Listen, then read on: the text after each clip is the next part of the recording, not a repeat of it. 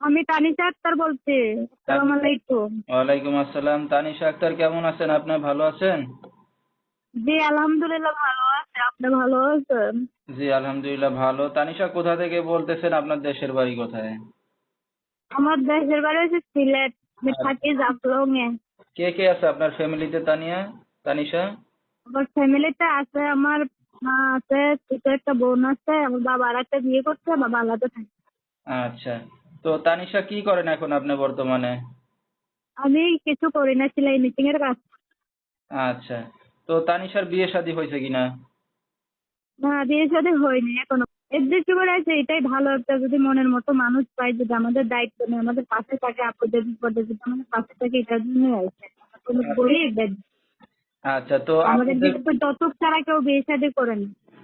আচ্ছা, মানে যৌতুক টাকা পয়সা ছাড়া এখন যদি কেউ বিয়ে শাদী করতে চায় তো আপনি রাজি আছেন, এই তো?